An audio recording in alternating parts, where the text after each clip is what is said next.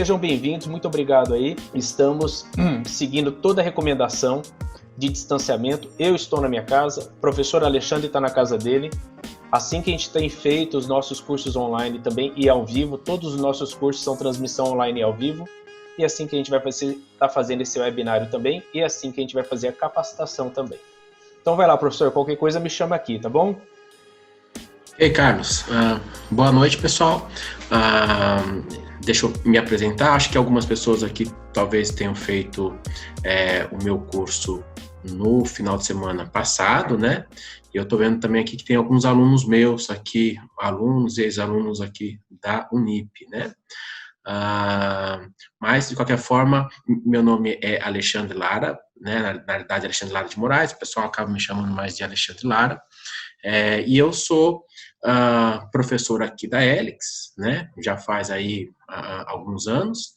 Sou psicólogo do Tribunal de Justiça do Estado de São Paulo e já exerço essa função já há mais de 21 anos, né? E também sou professor das disciplinas de estágio de psicologia jurídica, né, na Unip, isso já há 11 anos. Bom, a ideia desse webinário, gente, é que a gente tem aí, já faz um bom tempo, né, uma mudança promovida pelo Conselho Nacional de Justiça a respeito aí da atuação dos psicólogos, na realidade não em relação à atuação dos psicólogos, mas da atuação dos peritos, né? E a ideia de hoje é tentar aí mostrar para vocês como se faz para entrar nessa carreira, né? Obviamente, toda carreira, a gente tem os dois aspectos. A gente tem um aspecto da preparação, do estudo, da teoria e tudo mais, e a gente tem a questão prática, né? Do tipo, como procurar emprego, né? Como tentar ingressar no mercado de trabalho. Então, a ideia desse webinário hoje é estar passando para vocês quais são as orientações do Conselho Nacional de Justiça em relação aos auxiliares da Justiça e tentar pincelar um pouquinho aí para vocês como essas orientações são efetivadas aí na prática nos diversos estados. Obviamente, o Brasil, né, nós temos aí 23 estados mais o Distrito Federal, se eu não me engano, e não vai dar para passar por todos eles. Eu vou dar alguns exemplos aí, né, aqui do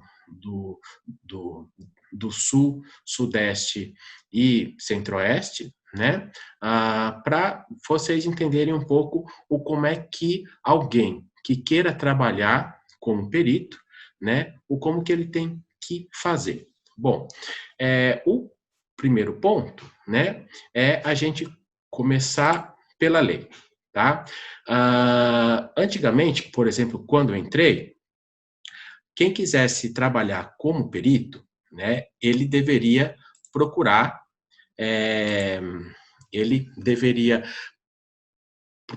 o fórum onde ele estaria querendo trabalhar, e aí dentro desses fóruns, né, se é uma cidade pequena, um fórum pequeno vai ter 1, 2 varas no máximo, né, mas aí o que a gente acaba...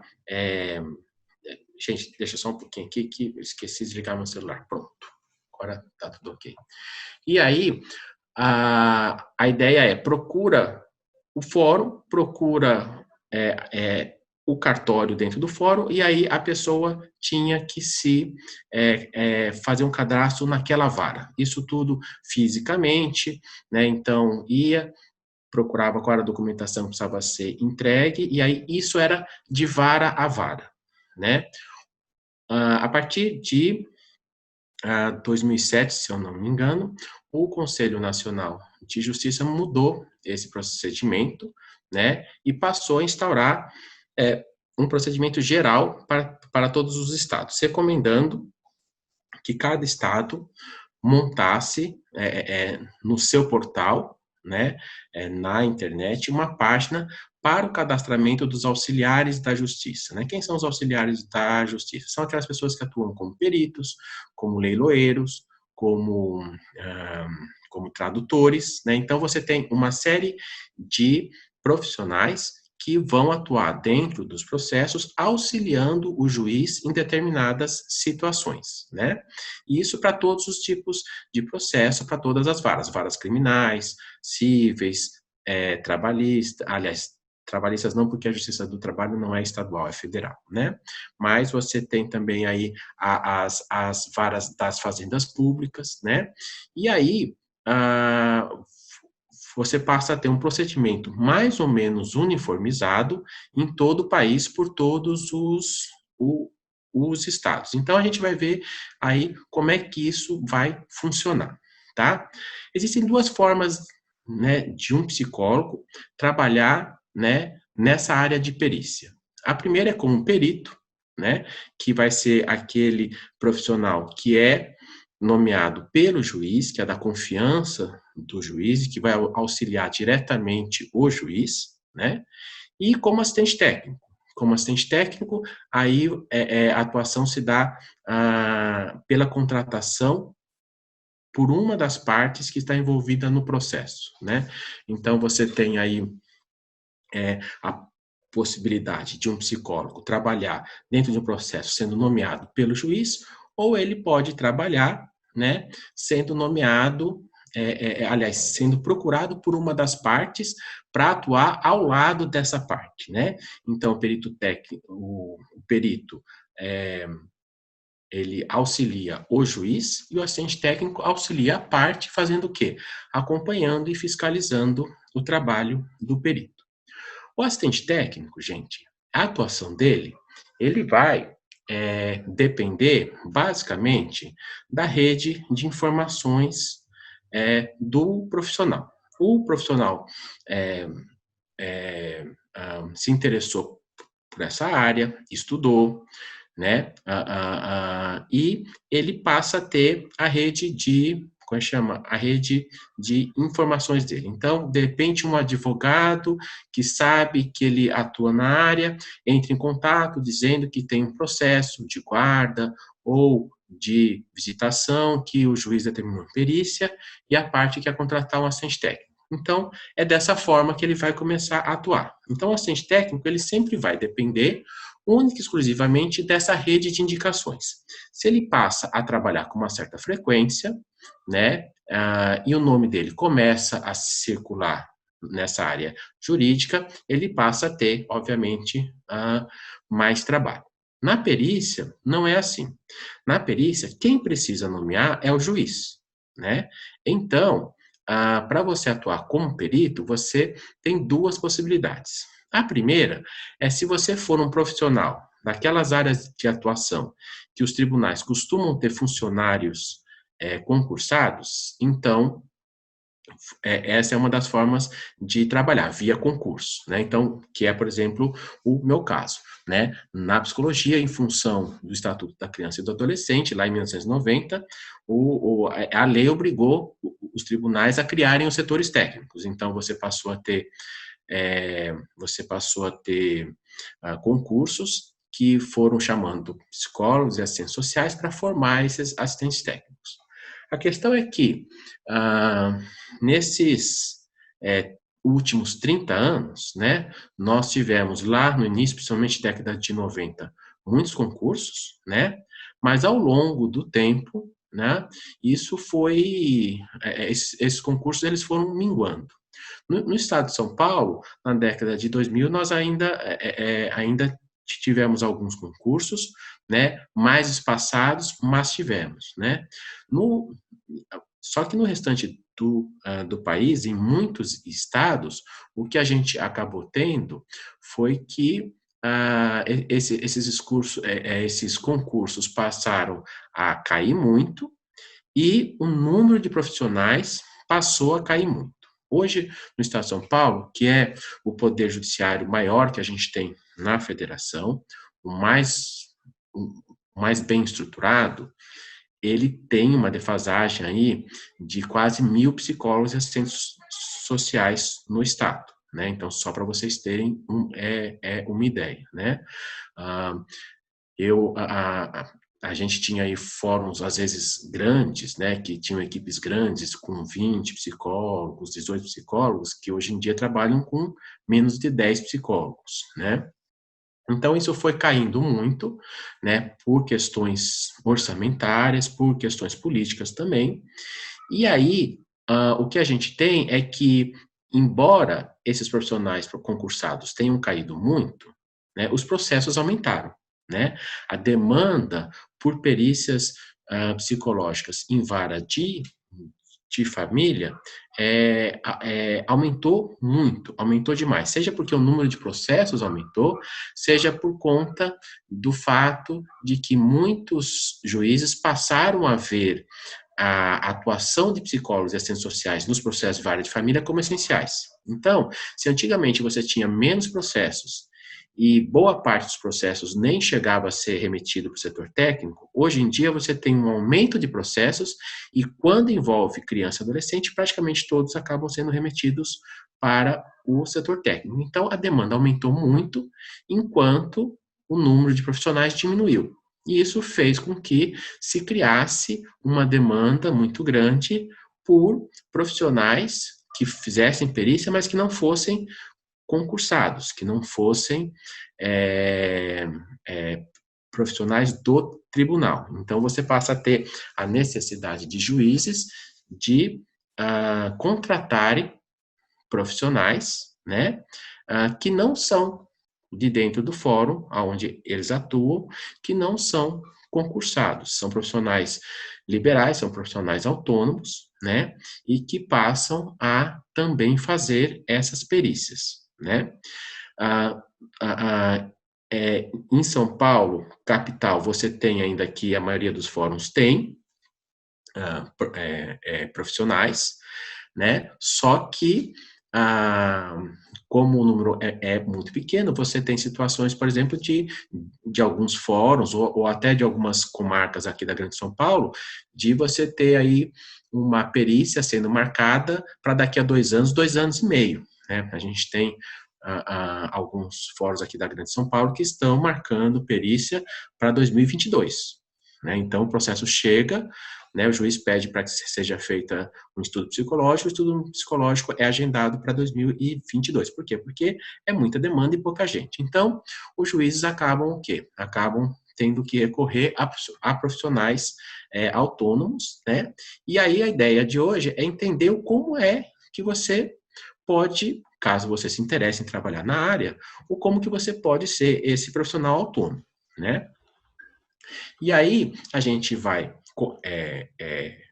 começar, né, com um documento que deu origem a essa tentativa de organização, né, de como trabalhar, né, com esse pessoal que está chegando agora, né, para atuar nas perícias. Bom, eu vou compartilhar aqui a tela com vocês, né? Na realidade, eu falei que o Conselho Nacional de Justiça decidiu isso em 2007. Na verdade, eu troquei um pouco as bolas. Na realidade, isso começa a decisão é de 2016 e esses cadastros começam a funcionar a partir de 2017, tá? Então, na realidade, é bem mais recente, ok? Então, a gente tem aqui, né, essa decisão, essa resolução do Conselho Nacional de Justiça, onde ele vai estabelecer como é que vai funcionar, né, o cadastramento desses auxiliares. Então, ele vai falar aí, né, dos auxiliares peritos, dos auxiliares tradutores, né, e dos auxiliares que trabalham com leilão e tudo mais, tá? Nesse documento aqui, o que vai ficar colocado é que esses tribunais todos vão criar esse cadastro para que esse cadastro ele seja uniformizado no nível estadual, tá? Então, você não precisa mais ficar indo, né, fórum a fórum, vara a vara, para fazer o seu cadastramento, né? Os tribunais, eles disponibilizam uma página, né? Normalmente você acha essa página no Google mesmo, né? É só colocar lá, Cadastro Auxiliar da Justiça, e aí você coloca lá o estado que você está interessado, né? E aí, rapidamente, o Google já tem a indexação dessa página, você clica e aí você é remetido por lá, tá? Aqui, nessa resolução, vai se dar quais são os itens, quais são as exigências, o que é que o profissional tem que fazer para se cadastrar e o que é que os tribunais têm que oferecer para que esse cadastro funcione, tá? O que a gente tem de muito importante aqui, tá? A gente tem de importante aqui que, a partir daí, a gente tem um meio de ter, assim, quem está interessado em trabalhar com perícia tem um meio de ter o seu nome, né, no sistema, tá? Isso é importante porque quando vocês entram com o cadastro, vocês vão ter aí cada página, cada tribunal monta a página da sua forma, mas existe lá, né, a oportunidade de qualquer pessoa clicar e ver quais são as pessoas que estão cadastradas ali. E aí você vai por especialização, por profissão, porque você tem engenheiro, médico, psiquiatra, contador. Então, você tem as mais diversas profissões, né? Então, a partir daí, você tem uma forma do seu nome estar no sistema, né? Um ponto importante também é que, normalmente, né, pelas pesquisas que eu fiz, né, para esse webinário, todos os tribunais que eu entrei, né, eles têm ali, né, o seu tipo de exigência, então, que documentos eles vão exigir, alguns exigem mais documentos, outros exigem menos, né, mas todos eles colocam lá, né, duas coisas que são importantes. Primeiro, quais comarcas você quer trabalhar? Você pode escolher mais de uma. Então, vamos supor que você mora aí no interior do Mato Grosso. Então, você tem ali algumas cidades, né, que são perto da sua residência. Então, você pode escolher, né, a sua cidade, onde você está, né, mas você pode também escolher cidades ao redor, que são perto, que você possa ter essa atuação, né. Outra coisa muito importante também é que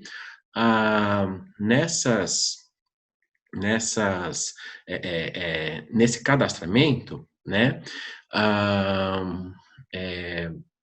a grande maioria tem uma parte lá que pede para você escolher, né, em que tipo de perícia você quer atuar, né? Então, assim, obviamente, você vai ter o seu ramo de especialização. Então, vamos supor que você fez uma especialização em neuropsicologia, né? Então, você pode colocar lá, né, que você vai na área de psicologia, mas que você tem uma especialização em neuropsicologia, né? Isso vai ficar cadastrado lá para, eventualmente, né, um juiz saber que você tem um psicólogo, mas tem um psicólogo que também é neuropsicólogo. Ou então você tem um psicólogo que é um psicopedagogo, então está tendo alguma questão envolvendo uma escola, questão de bullying, alguma coisa assim. Então, de repente, o juiz pode optar por um psicopedagogo. Então, você tem ali a possibilidade de colocar toda a sua formação acadêmica, né? Quase todos esses sites, eles pedem para que seja enviado um currículo, então, obviamente, aí no currículo vai depender de como você constrói o seu currículo, né? Para que o juiz saiba quem é que ele está escolhendo, né? E o que ele vai pedir também é o quê? Se você vai aceitar fazer perícias apenas para pagamento particular, ou se você também aceita assistência judiciária, né? O que é essa assistência judiciária, né? Quando você entra com um processo, se você não tem dinheiro para pagar as custas do processo, né, e você comprova isso para o juiz determina que você seja beneficiado, né, com a gratuidade de todo o processo judicial, né? Ou seja, você acaba entrando pela questão aí da assistência judiciária. Isso quer dizer o quê? Quando um juiz determina a perícia, isso está lá no Código de Processo Civil, é, o, ah, e essa perícia ela tem que ser paga à parte, ok? Então, quem paga por essa perícia normalmente é quem entra com o processo. Na lei existem uma série de regras e de exceções para dizer quem é que paga e quem é que não paga, mas o ponto é, se você tem uma perícia e a parte que deveria pagar por essa perícia, ela é beneficiária da assistência judiciária, ou seja, né, dessa gratuidade, então como é que fica o pagamento do perito? Aí você tem o quê? Você tem algo que também está nessa resolução do Conselho Nacional de Justiça, dizendo o quê? Que nesse caso, quem paga pela perícia é o Estado. Então, os profissionais que costumam entrar, eles têm essa possibilidade. Vamos supor que você tem um nome já muito consistente no mercado, que você tem muito trabalho, que você tem muito pouco tempo, né? Então você vai ser um profissional renomado no mercado e que provavelmente não vai trabalhar com assistência judiciária. Por quê? Porque paga muito menos do que o preço normal, né, que um profissional normalmente cobra, tá? Agora, vamos supor que você esteja começando, que você precise fazer o seu nome, né? Aí a ideia é, quem está começando, aceita também a assistência judiciária. Por quê? Porque daí é uma forma do juiz ou dos juízes irem conhecendo aquele profissional, né? Então, vocês começam a atuar pela assistência judiciária, ganha-se, evidentemente, muito menos, mas a ideia é o quê? É que com esse trabalho, eventualmente, lá na frente, quando o juiz tem um processo onde as partes podem pagar, ele vai lembrar do seu nome, né? Então, existem essas duas possibilidades que você tem, né? Quando você faz esse cadastramento, a ideia é, né, quem está começando aceita os dois tipos de pagamento, né? Para fazer realmente para você poder ganhar experiência e para você também mostrar o seu trabalho dentro do judiciário. Os advogados vão ficar sabendo como é o seu trabalho, os juízes vão ficar sabendo como é o seu trabalho, né? Bom, então, gente, eu separei aqui algumas algumas situações de como é que funciona esse cadastramento, né, em alguns estados que eu pesquisei, tá? Então, eu vou compartilhar a tela aqui com vocês, né? E eu vou começar aqui pelo edital que estabeleceu essa forma de credenciamento lá lá em Minas Gerais, tá? Então, deixa eu ver. E eu começo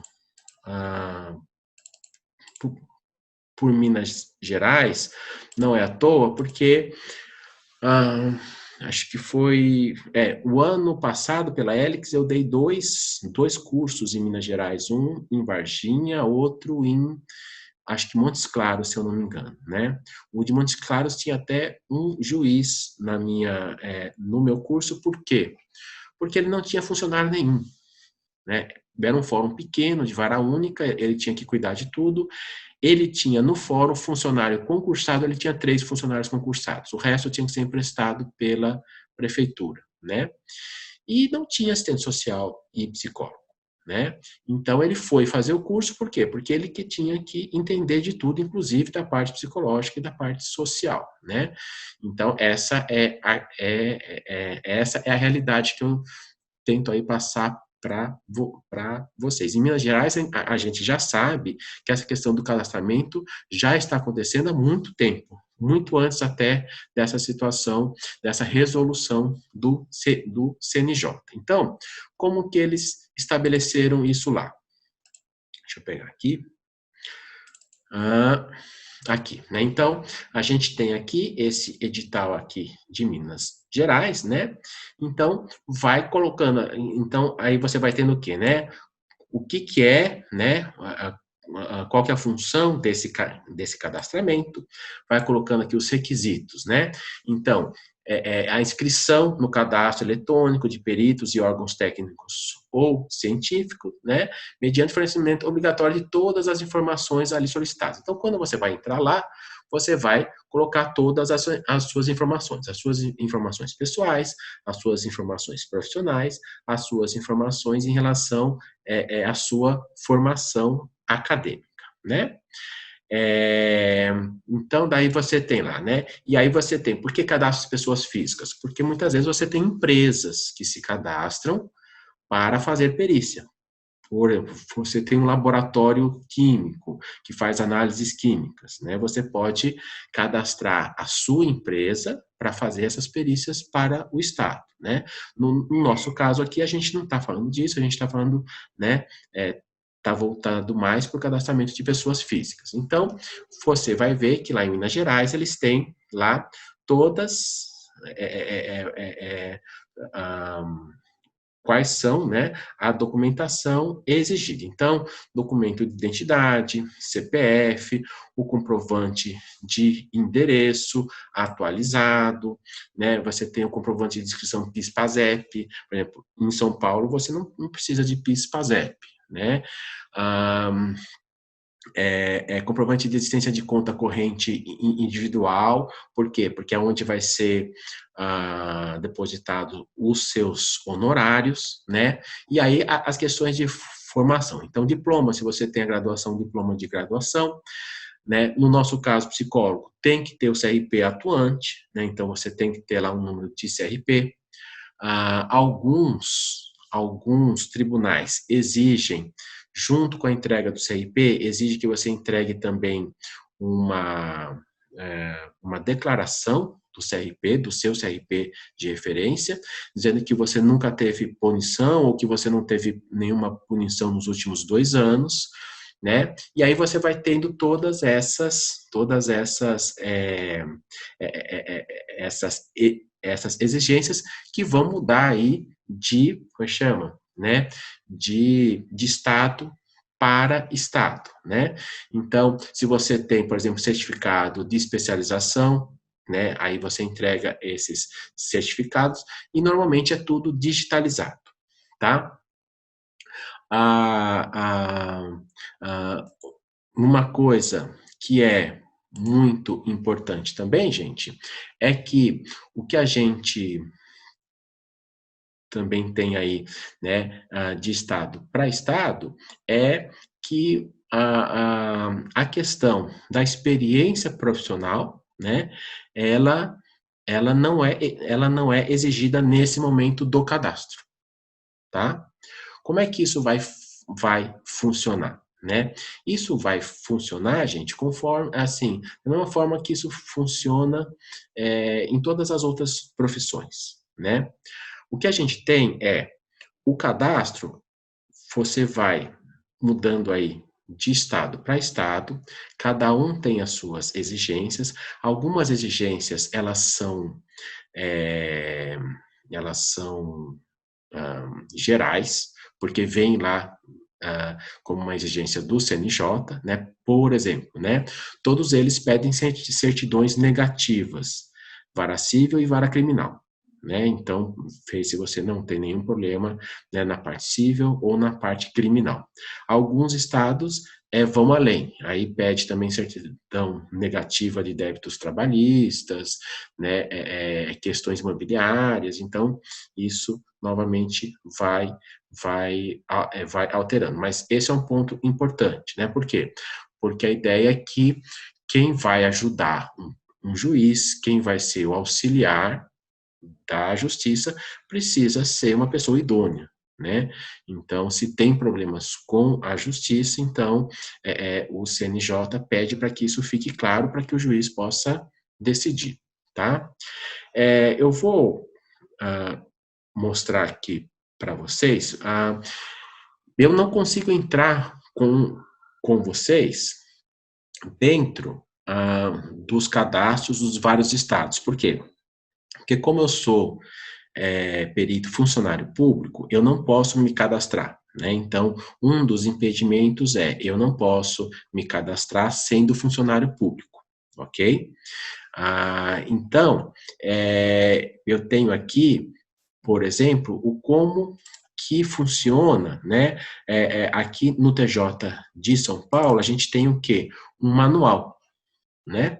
A gente tem aqui um manual, por exemplo, do Tribunal de Justiça de São Paulo, você tem um manual que mostra o passo a passo, tudo como vocês têm que fazer para fazerem esse cadastro, né?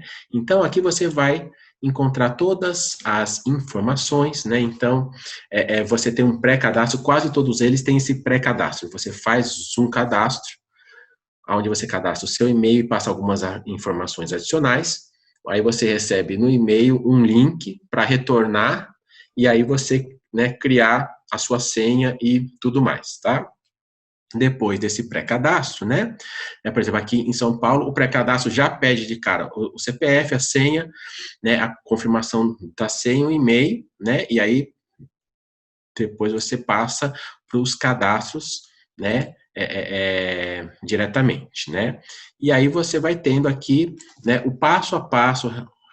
Realmente é uma coisa bem detalhada, né?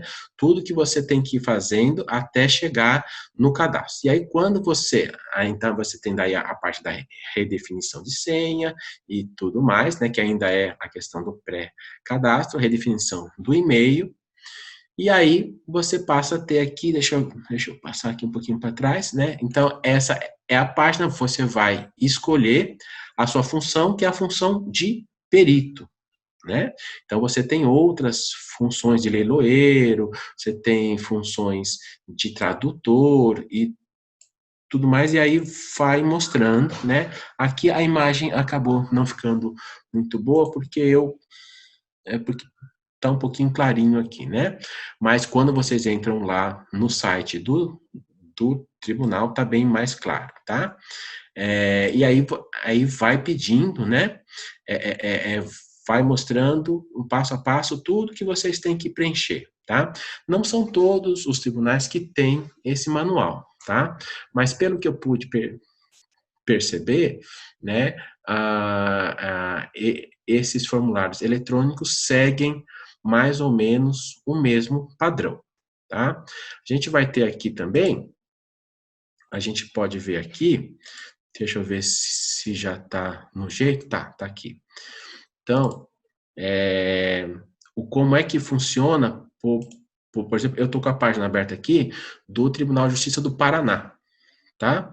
Então, aqui no do Tribunal de Justiça a primeira página, logo que você entra, né, que você procura lá, né, aqui, deixa eu ver aqui, né, como que eu cheguei nesse ponto, né, aí daqui a pouco eu mostro para vocês, mas o primeiro ponto é aquele pré-cadastro, né? Você entra com o seu CPF e com uma senha, né? Ou melhor, desculpa, aqui é para quem já é cadastrado. Aqui você entra com solicitar cadastro, né? E aí tem todos os termos de uso, né? E aí, tendo os termos de uso, aí você entra para o pré-cadastro. Você vai entrar com seu CPF, com e-mail, confirmar o e-mail. O que acontece? Você vai receber um e-mail na sua casa, né? Vai clicar lá, aí você vai ser redirecionado para a página do Tribunal de Justiça do PR. Lá eles chamam CAJU, né? Cadastro de Auxiliares da Justiça. Você é redirecionado para o CAJU e aí você vai ter uma senha, definir a sua senha, e você passa a fazer o seu cadastro. Aqui do lado, a gente tem todas as leis e normativas que normatizam, né, a criação desse cadastro e o funcionamento dele, né? O mais importante, eu deixei aberto aqui, que é o que criou esse cadastro de auxiliares da justiça, né? Então, é mais ou menos, né, isso, basicamente, todos os tribunais têm, tá? Pelo menos todos os que eu consegui entrar, Bahia, Santa Catarina, São Paulo, Rio de Janeiro, Minas Gerais, Mato Grosso, Tocantins, todos eles têm o quê? A resolução do tribunal que criou o cadastro. Boa parte do que está aqui, gente, é replicado das normas do Conselho Nacional de Justiça, tá?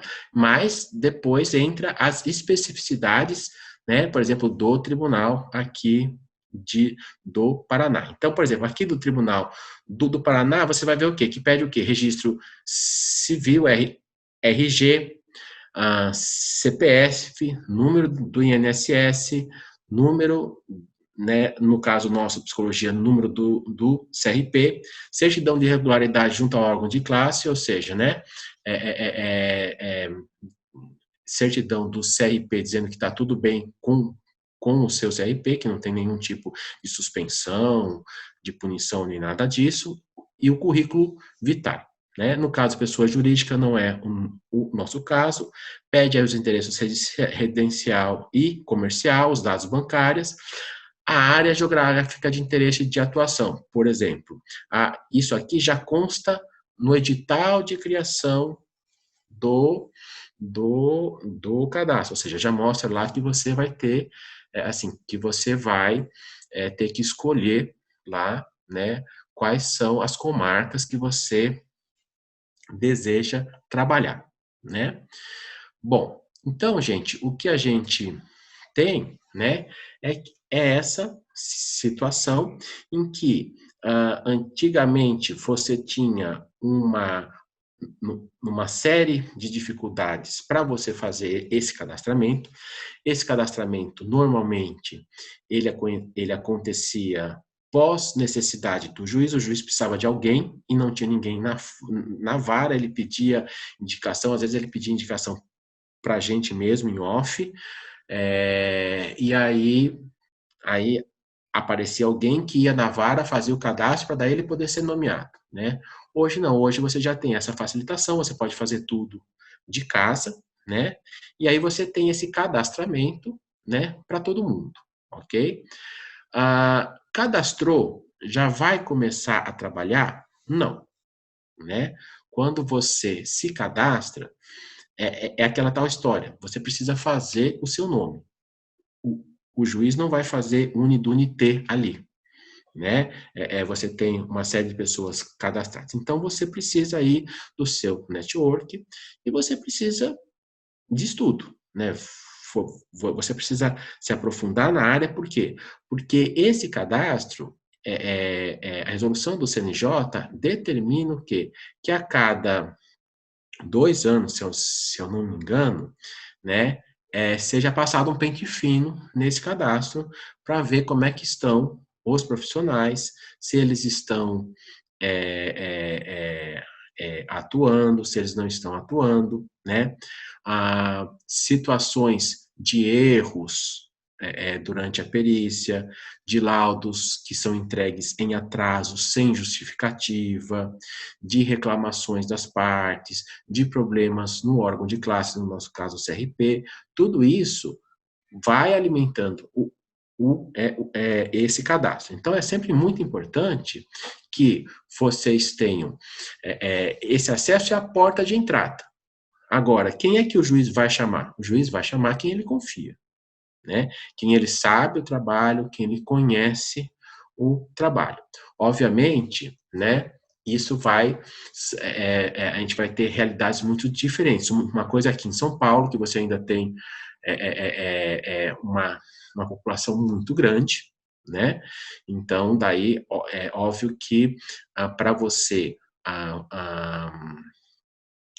fazer o seu nome, você chamar a atenção, é um pouco mais difícil. Mas você tem interior do Brasil, interior do São Paulo, de São Paulo, você tem comarcas que precisa é emprestar psicólogo da cidade do lado, da cidade vizinha, e às vezes a cidade vizinha não é tão do lado assim, né? Porque não tem ninguém que faça o trabalho lá, né? Então, aí é óbvio, né? O juiz tem menos possibilidade de escolha. Se ele pode contar com alguém que entende do trabalho, que sabe como fazer o trabalho, né? Isso fica muito mais fácil. Por quê? Porque muitas vezes, gente, esses juízes de interior, eles são de interior, mas eles são da capital, né? Eles passaram no concurso, eles vão para o interior, mas eles têm aquele padrão dos colegas dele da capital. Se ele chega no interior, que ele, na cabeça dele, acha que é um fim de mundo, mas de repente ele descobre que tem alguém que estudou, em quem ele pode confiar, aí fica muito mais fácil, tanto para o profissional quanto para o próprio juiz, né? Então a ideia, né, que o Carlos falou aí no início, né, a gente tem pensado já, né, esse curso ele já está sendo gestado aí há bastante tempo, justamente por conta dessa demanda. A gente vê que existe uma demanda muito grande, existe na capital, existe no interior, existe em São Paulo e muito mais ainda no restante dos estados, né? Mas que nem sempre as pessoas elas encontram cursos que elas estão preparadas para isso. A gente sabe que existem ótimos cursos de especialização, mas são cursos longos e cursos que muitas vezes abordam muitos aspectos do trabalho do psicólogo, aí não é nem judiciário, mas jurídico, né? Que muitas vezes não são o foco dos alunos que estão ali, né? Então a ideia é a gente fazer aí um curso nessa área, né? Que tem um crescimento muito grande, que é, né, uma demanda muito grande, que é essa área de perícia em vara de família, perícia psicológica em vara de família, né? Então, a ideia é a gente pegar aí esse curso de capacitação. Por quê? Porque a gente vai dividir aí em 20 horas, né, como chama, em 20 horas de curso, né, a gente vai tentar pegar desde dessas questões do que fala o Código de Processo Civil, né, do psicólogo entender qual é, perante a lei, a postura do perito, a posição do perito, o psicólogo entender o que faz um perito, como é que funciona a questão de prazos processuais, a questão de como se comunicar com o juiz, né, de como se comunicar no processo, né, como ler esse processo, a questão do laudo, que é super importante. O laudo é a cara do nosso trabalho, né? Assim, tudo que a gente faz tem que estar no laudo, né? Aquilo que não está no laudo não vai para o processo, não aparece nem para o juiz, nem para os advogados, nem para o promotor. Então, como trabalhar essa questão do laudo e, obviamente, questões específicas aí, né? Assuntos específicos da parte de específica aí da atuação do psicólogo perito, tá?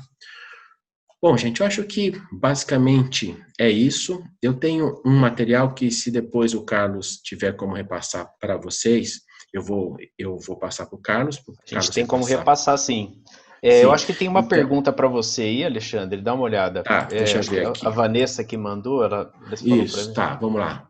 Eu trabalho há 12 anos no sistema prisional e agora me formei psicóloga. Minha experiência no sistema contribui para o meu trabalho, pois consigo perceber alguns comportamentos. Porém, gostaria de saber se colocar minha experiência no sistema pode prejudicar ou ajudar na construção do meu currículo. Olha, Vanessa, o campo da perícia, ele é extremamente aberto. Por quê? Porque você pode ter perícias para várias coisas.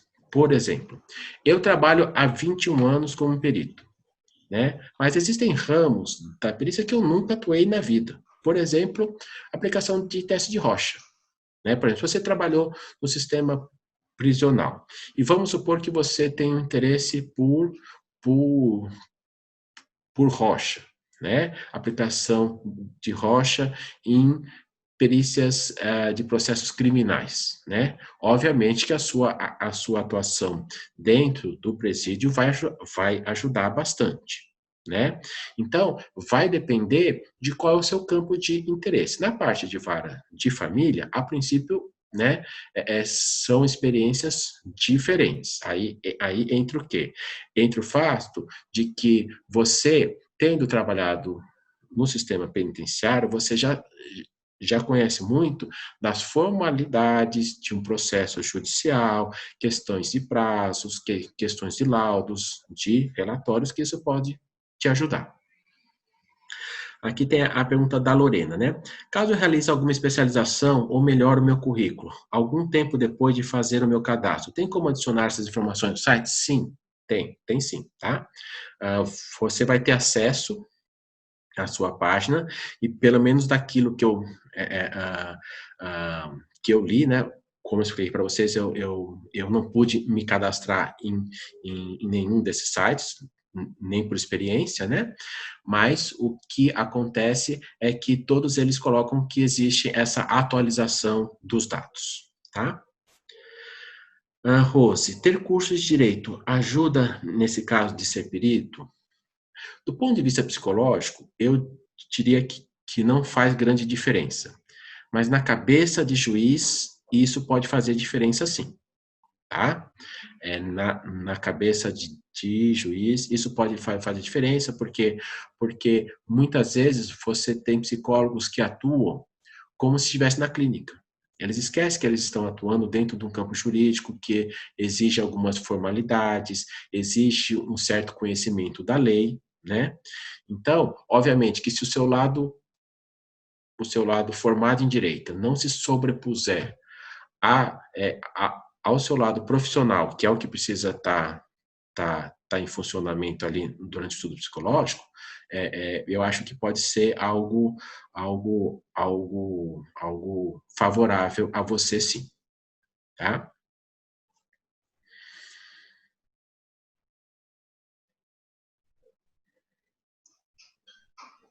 Ô, Alexandre, Oi, Carlos. eu não vou aparecer aqui no vídeo por enquanto, só para manter você aí, mas acho que uma coisa interessante também é com relação a quem hoje está na faculdade de psicologia, né? E ainda talvez não seja formado, ainda não tem o CRP, mas também há uma possibilidade desse aluno já ir se preparando para o mercado de trabalho, para ele já estar na frente ao se formar, né, Alexandre?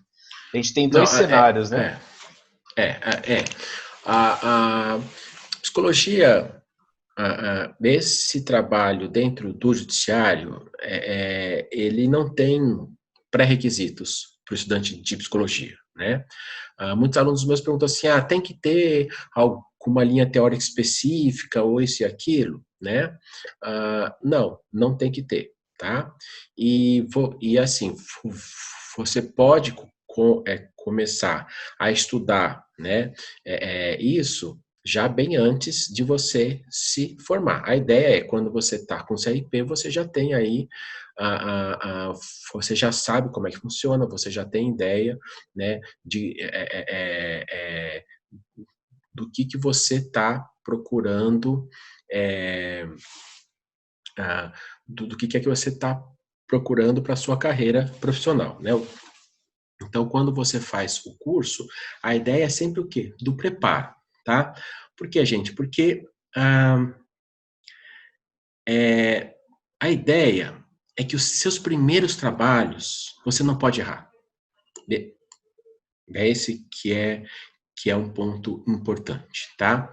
Se você está lá na sua cidade, né, o juiz está precisando, e ele chama você uma primeira vez e você nunca trabalhou, né? O juiz também vai ficar apreensivo. Se você já está preparado, se você consegue entregar um bom trabalho, isso vai ser muito importante, né? Vai impulsionar bastante a sua carreira. Por quê? Porque a perícia ela tem essa questão de confiança para o juiz, né? O perito, ele é a pessoa de confiança do juiz. Se o juiz ele consegue perceber que eu posso confiar nessa pessoa porque essa pessoa entende do que ela está falando, isso para o juiz é o céu, né? Por exemplo, no CNJ, em praticamente todos os tribunais, eles falam lá de que quem nomeia é o juiz, fica a critério dele nomear, mas que ele precisa estar atento aos critérios de equidade, né, nas nomeações, ou seja, distribuir as nomeações equitativamente por todos aqueles que estão cadastrados ali.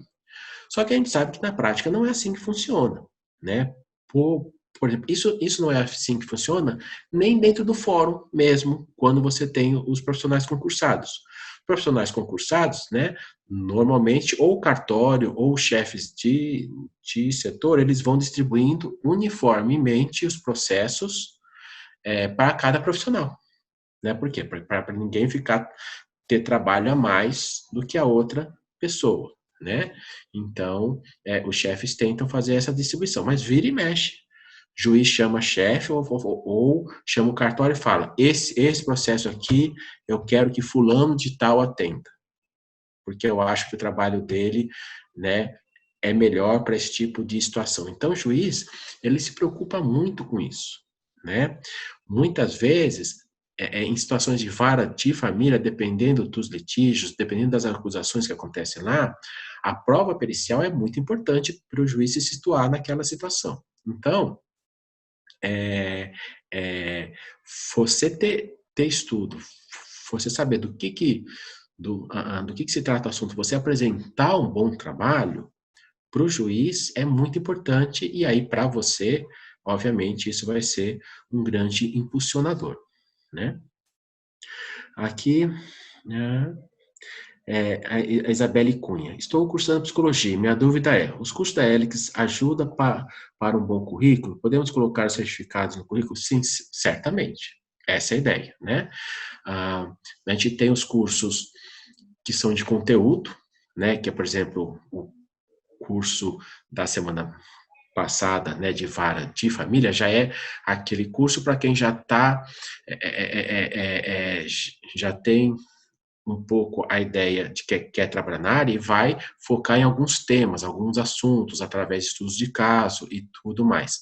Estava faltando para a gente o quê? Um curso que desse essa questão, que também contemplasse essa questão formal, né?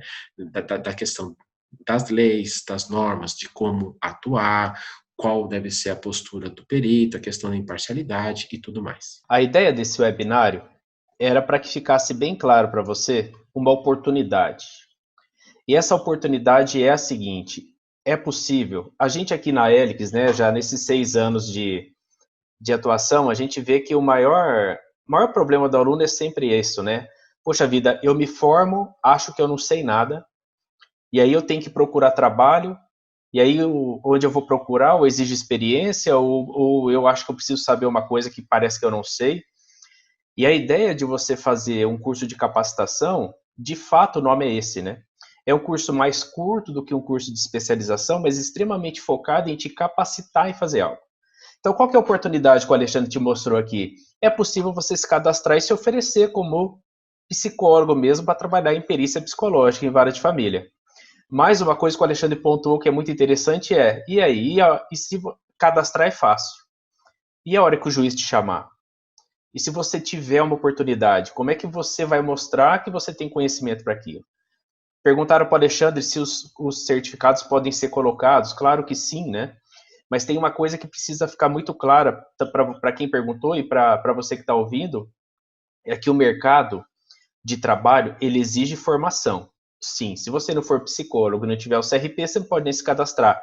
Só que mais do que formação, ele exige conhecimento. E é o tipo de conhecimento aplicado, não é o conhecimento da faculdade, né? Então, quando você se cadastra lá, você tem que ser psicólogo, está todo mundo em mesmo pé de igualdade. E aí o que vai acontecer é a diferença entre você saber e ter possibilidade de se oferecer no mercado ou não. Então vamos colocar hoje, tá? Seja você aluno de graduação ou já formado em psicologia, você sabe que tem essa possibilidade e aí você pode se colocar no mercado de trabalho. Então qual que é o próximo passo? Você de fato entender daquilo e aprender como que, uma vez no mercado de trabalho, você pegando um caso, você vai saber atuar. Depois que você já está preparado para isso, aí de fato agora eu preciso convencer um juiz, agora eu preciso ir atrás de pegar o meu primeiro trabalho. Não adianta nada você convencer alguém de te chamar se depois você não vai poder atuar e saber o que fazer. Então, qual que é a nossa ideia aqui? Já eu respondo, tá, Lívia, para você. A nossa ideia, então, é oferecer um curso de capacitação e o Alexandre propôs um curso de 20 horas, tá? Esse curso de 20 horas vai ser dividido em 4 manhãs, das 8 às 13. Esse vai ser um curso ao vivo, online e ao vivo, que vai acontecer, as datas já estão pré-definidas. Eles vão acontecer dia 25 e 26 de julho, que é um sábado e domingo, então das 8 às 13. E no outro final de semana de agosto, 1 e 2 de agosto, também das 8 às 13, tá? Por que, Carlos, fazer um curso ao vivo? Por que vocês não gravam e depois disponibilizam isso? Porque cursos ao vivo geram comprometimento, tá? Não adianta você achar que você vai comprar um curso gravado de 20 horas para fazer, sabe aquela história do curso gravado? Não, aí você pode assistir no ônibus, no metrô, na sua cama, tal. Gente, não funciona isso, tá? Ou funciona para poucos. Quando você tem um curso ao vivo, você tem que reservar aquele horário e aquilo te gera comprometimento. E a gente acredita também que essa interação com o professor, que você pode tirar as dúvidas ali na hora, não tem preço. Então, a nossa proposta é um curso de capacitação em perícia psicológica em vara de família, de 20 horas, ou seja, 4 manhãs, das 8 às 13, nas datas que eu falei para você. A nossa ideia é conseguir preparar você mesmo para trabalhar com isso. Então, nós temos um valor que é estipulado para os cursos de capacitação, tá? Os nossos cursos de capacitação, pelo menos inicialmente, vão ter um valor de R$ 499. Para 20 horas, isso a gente já está com um valor de mercado muito abaixo do que aquilo que se cobra por aí, dado também os profissionais que a gente tem. Porém, o que a gente tem feito? Se você se interessar em fazer esse curso de capacitação, a gente entende que tem condições de oferecer para você ainda complementos para o seu conhecimento. O Alexandre, ele ministra para a gente outros 2 cursos, tá? Que são cursos de extensão, esses de 9 horas, cursos de conteúdo. Perícia psicológica em vara de família, que é focado só em estudos de caso, muita gente que está aqui já assistiu. Um outro curso novo que a gente lança agora no próximo semestre, que é Psicologia aplicada à vara de infância, juventude e violência doméstica. E a gente também tem outros cursos para a área de psicologia que talvez possam casar muito com quem faz perícia psicológica, e um deles, no meu entendimento, é a análise da linguagem não verbal também, que o professor analisa, é um curso também de conteúdo de 9 horas, que ele faz uma análise muito interessante para você, em uma entrevista, conseguir identificar pontos que você pode saber se aquela pessoa está mentindo, se não está mentindo, trejeitos, é bem interessante. A gente tem outros cursos de psicologia também. Então, a proposta é a seguinte, caso você se interesse. Você pode fazer inscrição desse curso por um valor de R$ 399 por essa capacitação, e a gente vai abrir a possibilidade de você escolher 4 cursos de extensão, cursos de 9 horas, de temas específicos, ao seu critério. E é lógico que a gente sugere muito que você escolha os 2 do Alexandre, caso você faça a capacitação, porque eles vão se complementar demais, tá? Para quem, muitos sabem, a gente está exatamente nesse momento, lá no site da Helix, com uma promoção que chama Helix Fast Pass. É um valor absurdo de bom, R$ 299 para a pessoa escolher e fazer quantos cursos ela quiser até o final do ano. Porém, nesse pacote não inclui a capacitação. tá, gente? A gente entende que a capacitação é uma coisa... A proposta dos cursos de extensão é que você, em 9 horas, possa experimentar vários temas diferentes. E é o que a gente oferece lá, nesse pacote, tá? Mas a capacitação não. A capacitação é quando você mesmo tá pensando em focar para o mercado de trabalho, alguma coisa. E essas inscrições deverão ser feitas até a sexta-feira, tá? Quem tiver interessado em adquirir esse pacote Helix Fast Pass, saibam que são duas coisas na nossa cabeça totalmente diferentes, tá? O que a gente está propondo aqui para você é uma oportunidade de trabalho mesmo, né? De se preparar para o mercado de trabalho e não experimentação, como são os cursos de capacitação. Você pode pesquisar, você vai ver que é uma oportunidade incrível. Para quem não conhece a Helix, entra lá no nosso site, você vai ver a descrição dos cursos. Entra no nosso Instagram também, que você vai ver quanta gente segue a gente. E eu tenho certeza que você não vai se arrepender. Alexandre, alguma coisa a mais para a gente falar ou a gente pode encerrar? Oi, Carlos, não, eu acho que da nossa proposta aí de estar esclarecendo o pessoal, acho que era isso que a gente tinha para falar, né? Não sei se algum aluno ainda tem alguma dúvida, né? Que se quiser perguntar Se mais alguém algum tiver alguma esclarecimento, dúvida, alguma coisa gente, assim. alguma coisa a mais a perguntar para o Alexandre, fiquem à vontade. Mas eu acho que a ideia nossa de mostrar para você que é possível, qualquer que seja o local que você more, trabalhar nessa área, a gente conseguiu. E agora a gente propõe para você, então, uma possibilidade de você se colocar no mercado de trabalho sabendo sobre isso, tá? Esse vai ser o seu primeiro passo na sua carreira. A gente sabe que precisa estudar a vida toda, mas é uma oportunidade bem interessante. Espero muito que você tenha gostado. Quem não conhecia a gente, muito obrigado pela confiança, por ter acompanhado aqui. E a partir de agora você está conhecendo, comece a seguir a gente. A gente tem muita coisa interessante. Obrigado pelo contato. Eu vou entrar em contato com você. Então, gente, é isso. Muito obrigado. Boa noite a todos. Então, a oportunidade está dada, tá, gente? Cabe a você agora ver se nesse momento da sua vida vale a pena ou não investir nessa nova carreira e se colocar no mercado. Talvez você faça outra coisa, mas isso também você pode se oferecer no mercado e a gente vai abrindo os ramos aí para você, tá bom? Boa noite, muitíssimo obrigado a todos. Até Boa mais. noite, pessoal. Alexandre, muito Até obrigado, mais. Boa viu? noite, A gente Carlos. vai Boa se noite, falando. pessoal. Até mais. Obrigado aí. Tchau. Tchau.